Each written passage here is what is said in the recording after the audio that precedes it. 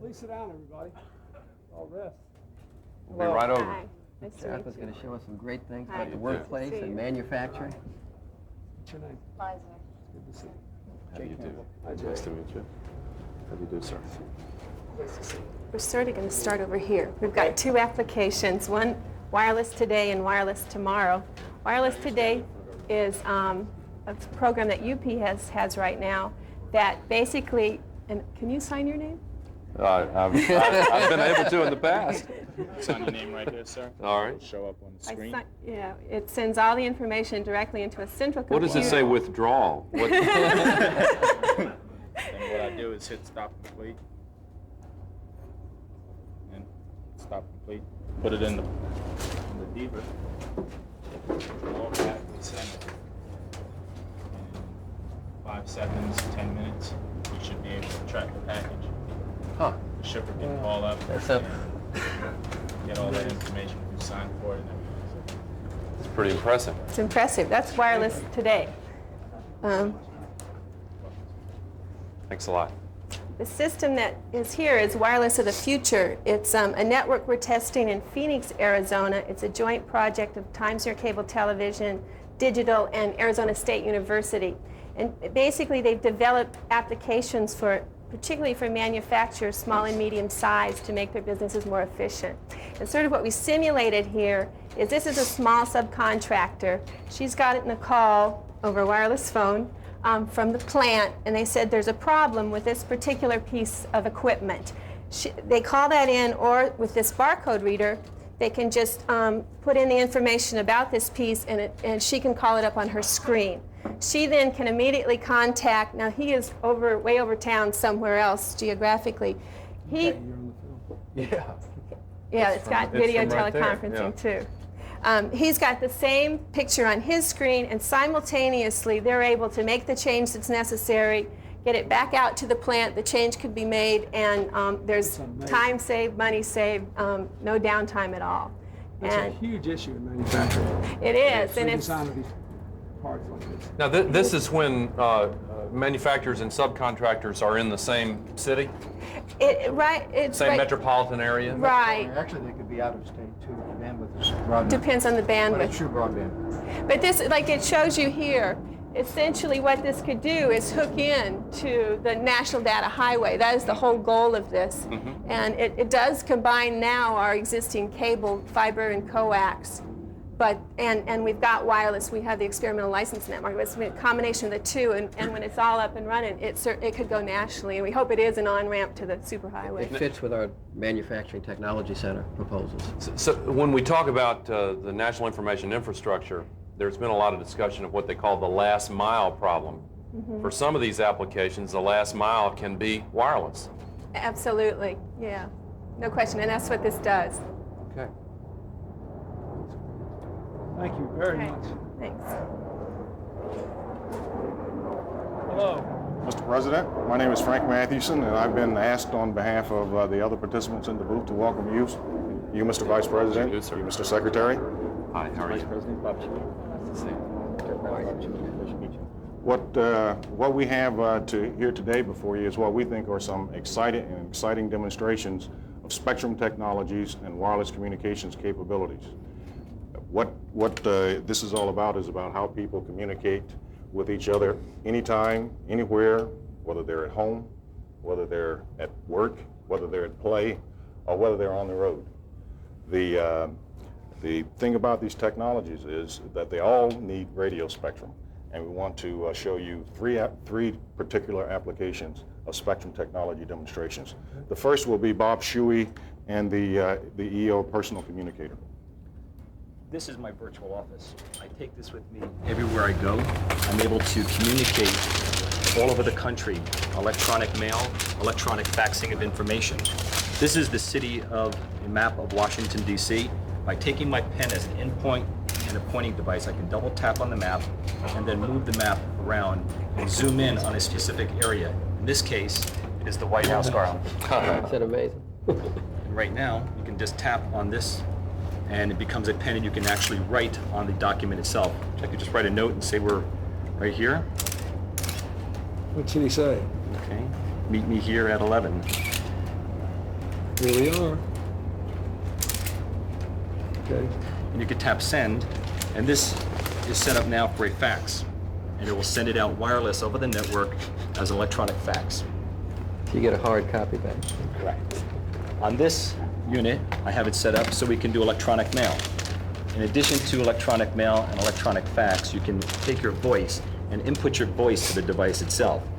At a personal nature, you can press play. Bob, would you mind picking up the kids on your way home from work? They're over at Martian. See you soon. So now this can also be utilized in a personal nature, and you can write a message to somebody, if you'd like, and take the information, and then tap send on the bottom.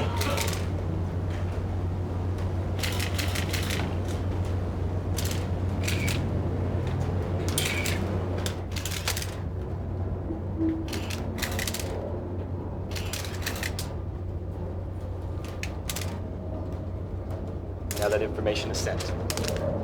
And Yeah, she got to get the message. I just wanted to in the interest of time, we have it pre-sent down to a fax machine here, but it will be sent over the network, and I'm more than happy to. Great. You know what it says? It says, Al, stop the rain in the Midwest. Thanks, Phil. Is that the next booth? How to do that? Mr. President, we have a second demonstration here by Ann Phillips regarding electronic publishing. This is the wireless Washington Post. It's interactive. Women are equal citizens and PCS have been newspaper ever of the since future. the 19th Amendment was passed. That's amazing. You can go and look at the They story. already took a shot at that. You can go and look Well, at the you story. may want to stand over here and they No, can no, get I a just shot wanted up. to get a shot. Okay. That's amazing. You can go and look at the story. Here she is again. Yeah. But that women are equal citizens and have been ever since the 19th Amendment was passed. Now you can click anywhere on here and go actually into a story. Let's look at how the flood is progressing in the Midwest. Animation lets you see how things are really happening. You can customize your news for yourself. Can we get a video of Michael Kinsley reading his column this morning? We didn't get that in there. Okay. It wasn't that quick last night. Kenny G. Wowsin at Wolf Brow. Let's take a look at That's a the good review Bill's on news, that's right. Kenny G, and let's take a look at the video of a great musician at work.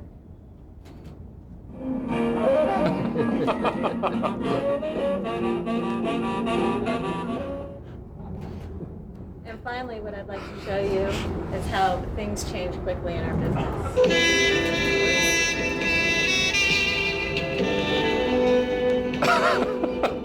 The laugh was the best. The morph of the day. Morphing. The morph of the day. Oh, but before we get you on the road here, you might be interested in another example of communication when you're really on the move, whether you're a National Football League player or a Tennessee Volunteer or an Arkansas Razorback. The capabilities also exist with new spectrum technologies which have derived from military technologies into the commercial sector that can enable another form of on-the-move communications. And finally over here, we have a demonstration of the Intelligent Vehicle Highway Network, which we'd like to really to have you take a seat. You think that'll fit in the 68 Mustang, the seat? I'm just glad I'm going to get to drive something. We understand you don't get to drive too much, so what we've done here is put together a system, it's an intelligent vehicle highway system. And I've taken the liberty of simulating the location where you are and put in the destination. And then we simply ask the system to plan a route for us. So once you get to drive again, you'll have this kind of a system that says the first maneuver is to drive out onto commercial and go west, and then it will actually step you through all the maneuvers you have to make.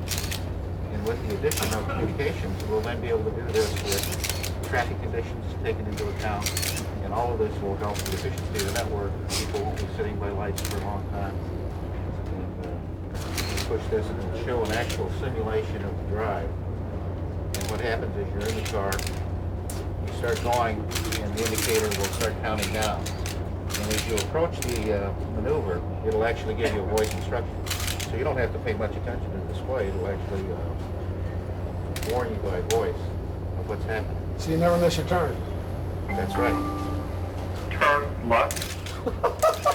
Continue on. And if you think about this in all the cars, and you see people who maneuver very slowly through the network because they're not sure where they should turn, those kind think it'll be a big help as well.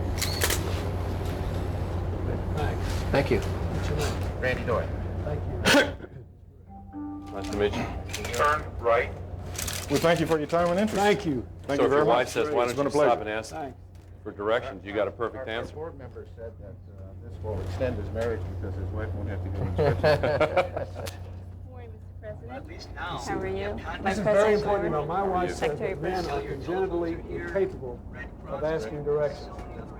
That it's a gender-based error. This will fix that. Never ask for directions. So now you want to That's great. How are you? It's Ray Taylor. What we have here is a few examples of what wireless communications can do to respond to disasters out there in the community. First, we have a community van here with a bank of cellular telephones to allow the community to make calls to their family to let them know that they're fine.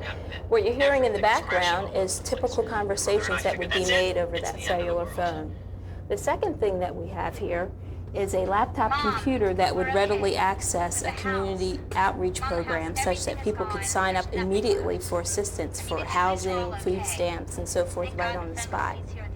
This is a small version of how the wireless community responds to natural disasters. And if I could have you walk back we here. can set up these FEMA disaster assistance centers. Really, you could have as many as you had those. You could have them anywhere. Exactly, we sure could. Just plug them in like that. We sure could. This is a smaller version of how we respond to disasters. Back here we have And we're a, using some of this in the Midwest now. yes, we are. If you'll step back here, this brown van is a totally transportable communications unit that can be deployed in 24 hours notice. And agencies such as FEMA and NCS use this to respond to Hurricane Andrew and any type of natural disaster that might occur. So it's got a full telephone, public switch network, satellite, microwave, cellular telephones to bring them online when the systems go down in that area. Fully deployable. If I could have you step inside the booth here. Excuse me. Watch your step. How are you? What we're doing here is demonstrating wireless data over the wireless radio. And what this is going to do is send queried information. Thank you. It's going to send queries of information of what's available out in the world in terms of water, sandbags, food, so that they can readily get that information and deploy it. What the doctor here is going to demonstrate is how she can assist a paramedic that's out in the field and give him instructions on how to do surgery if necessary. She's here posing as being at a hospital, and her victim is over behind this tree, if you can see him, with a paramedic, and she's going to be able to use broadband technology to send video and voice over the data network so that they can be able to assist that patient real time. Okay, I received your transmission. I see the bruises on both the chest and the neck. As his respiratory distress is continuing, you're going to have to create a surgical airway. Do you have a scalpel and an endotracheal tube? Okay, you got it. Great. Now what you're going to need to do is identify the cricothyroid membrane. That's right above the Adam's apple. Okay, let me call it up.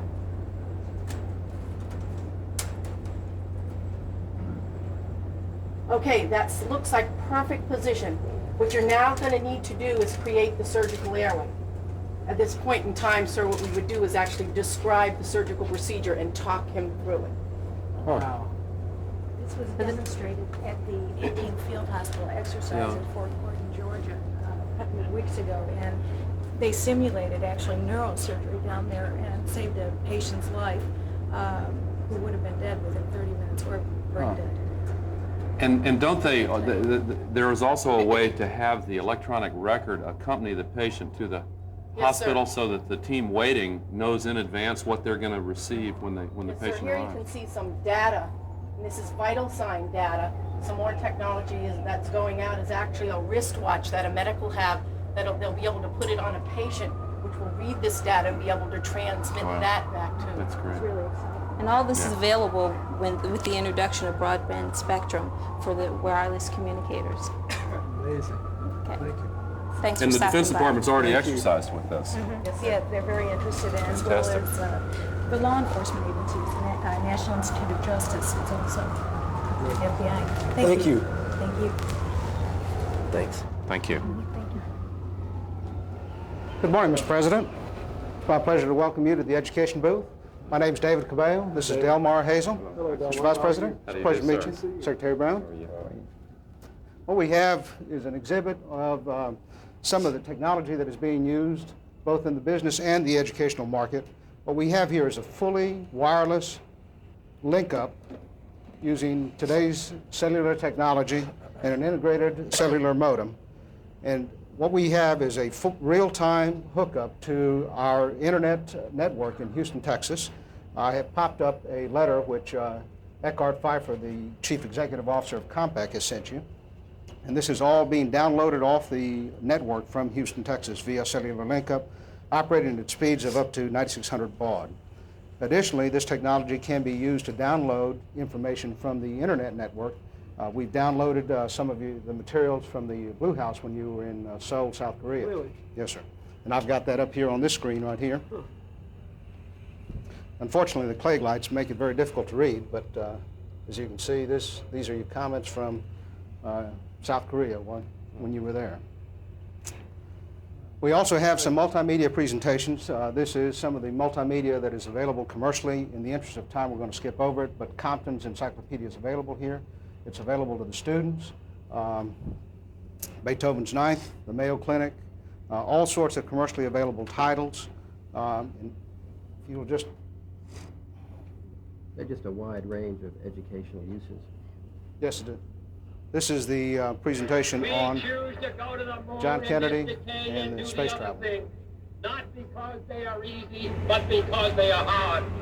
Because that goal will serve. Additionally, we have back here the first CDPD notebook up and running. CDPD is the packetized data running on cellular network. This is in experimental mode. It'll be commercialized in the October timeframe. Over on your left, we have basically a signal coming in from internet live. It is being downloaded from the press building at 18 gigahertz via Motorola's Artis, and it is being displayed on this laptop through an Ethernet connection, which is right here on the White House lawns. The microwave antenna is here, and the signal is downloaded a half mile away and then wired into the PC. Finally, over here we have a multimedia presentation. This one is very similar to the one back here in the back. This is one of the more popular titles. It is Your Entire Candidacy. Time Warner Productions has put this on CD, and it is of your entire candidacy up until your acceptance speech on the night of elections. The title is one of the few titles that, or one of many titles that Time Warner has. We have arranged to get you and Vice President Gore and Secretary Brown a copy of this title, and we'll be sending that on to your office. I'd be delighted to have it. But this technology today is a technology which is available on CD. With a broadband LAN, we will be able to basically transmit this to terminals in the classroom without having to rewire the existing infrastructure. So that last mile that Vice President Gore was talking about, it would all be done using a broadband LAN system with the frequency reallocation that we are seeking. All kinds of applications with public television, too. That would also have some educational applications, exactly. There is a focus in schools, but certainly the goal is to be able to have a student basically access a LAN network in the school, be able to take the portable or the computer home with them, access it from the home, or any place in between. Really some very, very powerful applications for this technology in the education market. You know, one of the things we're concerned about is universal access, to make sure that as we apply this new technology, it is available to everyone, not just a few. And when we apply it to healthcare and education, we make sure that we make it universal. Now, people who do electronic mail will routinely be doing electronic mail on the run, in cars and on the subway, whatever. without having to plug into a telephone line, correct? That's correct. It'll all be via broadband LAN or cellular or CDPD. Many of the technologies that you see here today will be in operation commercially and be able to have broad access both in the educational environment as well as the business environment. All wireless. All wireless.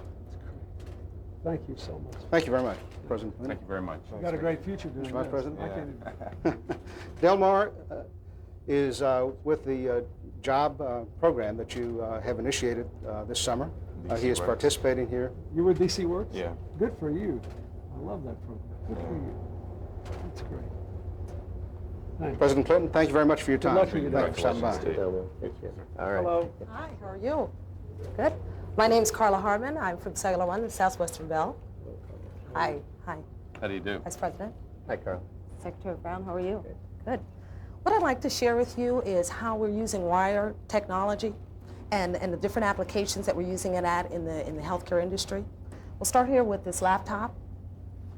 What this is actual patient data, which means that if a healthcare personnel person is remote and he actually needs information about a patient, he can retrieve this electronically, which sort of takes a lot of the oops out of, I didn't know you were allergic to penicillin, I'm sorry. You know, it prevents a lot of that. The second device we have here is actually a pager, which if you are remote or in a rural area, and let's just take the example of a complicated pregnancy because that's what this represents. And let's say that you weren't sure whether to transport this patient inside, so you needed to contact a doctor to see whether you could treat them there or you could transport them. This information is actually paged to the doctor. When he opens up the compact, then the EKG comes across. He can contact... That's an EKG? Amazing. Yes, it is. Yes. This is. That The third is... Change the practice of rural medicine. Yes, exactly. Minimize the need for a lot of clinical services just right next door. Anyway. Exactly. Well, I think the biggest advantage is what you'll see all this does is that you no longer need the doctor and the patient to be in the same place for treatment to begin. Okay. The Medphone, what this is this actually is an EKG that can be done by a layperson.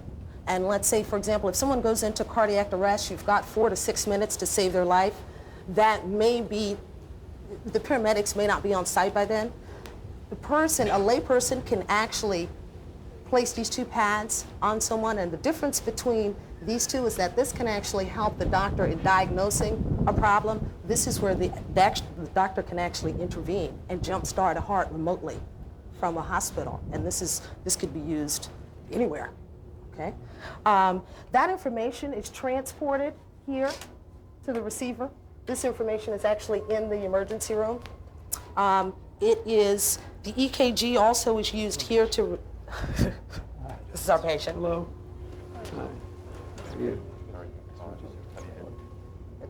They're actually transporting this data to the emergency room, and the physician is actually there waiting to actually waiting and preparing himself for the patient before they arrive. Now, if you look at so he can get all this in advance. Exactly. And if you look at the technology and how wireless can be applied in the future, the doctor, this same scenario can be used, except the doctor can actually, or the technicians will actually have video cameras, which means they can transport pictures, which means the doctor can actually see the patient before the patient has arrived. It can make a huge difference in trauma scanning, particularly. Exactly. Thank you. Okay. You got a pretty good seat. They're in the sun, you're in the shade, you're kind of laid out. But he's been there for 3 hours. As long as we don't do anything with those wires, I think you'll be all right. Thank you. Thank you very much. Thank you all very much. This is great. Are you going to open the program? No. Do I start? No, I think I did. Yeah. Well, ladies and gentlemen, thank you for your patience and your willingness to allow us to get a first-hand look at these exciting new applications. And I want to acknowledge some of the distinguished guests, especially from the Congress, who are here joining the President and Secretary Ron Brown and me at this event. Representative Ed Markey, who's chairman of the Communications Subcommittee, right, looking everywhere but front and center here, who has done fantastic work on the issues that have had to be resolved in order to make this revolution possible. Representative Ed Pastor, Representative Sam Farr, thank you all for being here. Senator Conrad Burns, with whom I've worked on the Commerce Committee in the Senate in the past. James Quello, chairman of the FCC. Mr. Quello, welcome. Andrew Barrett, commissioner of the FCC. Welcome, sir. And we want to thank and acknowledge the presenters in the booths that we just visited. I want to mention their names: Jackie Jackson, Frank Mathewson, Kimberly Jenkins, Jesus David Cavello, and Carla Harmon. And if I've missed some, I apologize for that.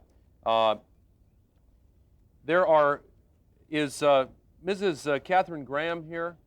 Yes, Ms. Graham. Thank you. We enjoyed that electronic Washington Post there. Well, ladies and gentlemen, it is my honor and privilege to introduce the President at this event. I'd like to say briefly that the best way, in my opinion, to understand the potential that is being unleashed here is to recall that the entire cellular telephone industry came out of an action that freed up some of the electromagnetic spectrum, only 1/4 the size of the spectrum that President Clinton is freeing up in his economic plan.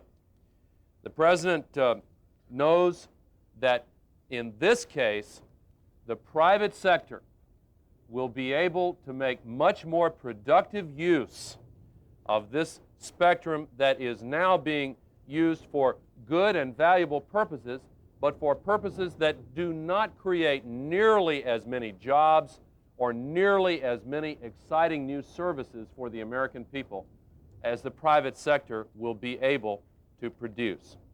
It reduces the deficit, it creates jobs, and it spreads exciting new technologies that will help to improve the quality of life for the American people. What could possibly be a better demonstration of why we need to pass President Clinton's economic plan to get on with the progress that's just waiting to be made in this country? It is my honor and privilege to present to you the author of this plan to get America moving forward again, President Bill Clinton. Thank you. Thank you very much. Thank you. Hot, isn't it? Thank you. Thank you.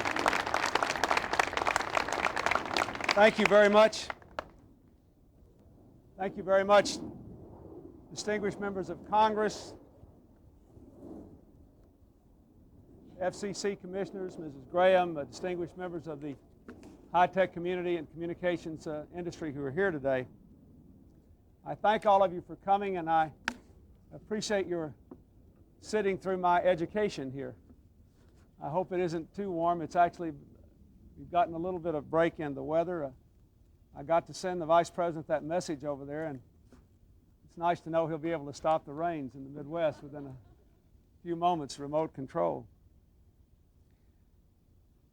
Just beginning by building on what the Vice President said, it is perfectly clear that in our nation we need an economic strategy that deals with a lot of our larger structural issues, particularly the deficit, but also recognizes that creating jobs today in a global economy requires us to make the most of the assets we have and to find a way once again to make sure that technology continues to be a net generator, not a net reducer of jobs.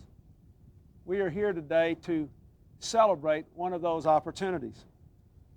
In recent years, we haven't done enough to control our larger economic issues, nor have we done enough to seize these particular opportunities. We want to reverse both these trends and ignite growth. The economic plan that I have presented to the Congress, as all of you know, offers $500 billion worth of deficit reduction divided equally between spending cuts and revenue increases, with most of the revenue increases coming from people with incomes well above $200,000 and the spending cuts coming across the board in virtually every area of our national life. The chairman of the Federal Reserve, Alan Greenspan, in testimony to the House Banking Committee on Tuesday, said that the reason long-term interest rates were at a 20-year low is because, and I quote, of the expectations of a significant credible decline in the budget deficit. And he pointed out that if we did not act now and significantly, those good trends in long-term interest rates being down, which are leading millions of Americans to refinance their homes, I would imagine including some people here in this audience today, refinance business loans and otherwise move in ways that are advantageous to themselves and the economy, that if we did not do that, we would be in trouble. He further pointed out that if we resolved the budget issue and dealt with our health care cost problems, the United States economy could, quote, emerge healthier and more vibrant than in decades. That is what we're talking about, the future of this country. And I think that is what we must focus on. Part of this economic plan is the Emerging Telecommunications Technology Act, introduced by Senators Hollings, Inouye, Stevens of Alaska, Congressman Dingell of Michigan, Congressman Markey of Massachusetts, who's here with us. It's been called the information equivalent of the Alaskan oil strike or the California gold rush. It offers great opportunities for people to create new jobs, start new businesses, invest in people, and it will reduce the deficit, according to Congressional Budget Office estimates, by something over $7 billion. It's a great deal for all of us. In this plan, we allow for 200 megahertz of the electromagnetic spectrum now used by federal agencies to be licensed to the private sector by the Federal Communications Commission. For the few non-physicists in the audience, the spectrum is the airwaves that transmit communication signals. The additional 200 megahertz of the spectrum would be capable of adding the equivalent of 33 television channels in every market in the United States. A decade ago, as the Vice President said, the U.S. cellular telephone industry was launched on only 50 megahertz of the spectrum. At that time, experts said the industry would have slightly less than 1 million subscribers by the year 2002. Well, those initial licenses leveraged $11 billion in private investment that grew into more than 11 million subscribers, $3 billion in exports, and 100,000 jobs in 1992. When the FCC reallocates the spectrum for personal communication services alone, it is estimated that another 300,000 jobs can be added to the American economy in the next 10 to 15 years.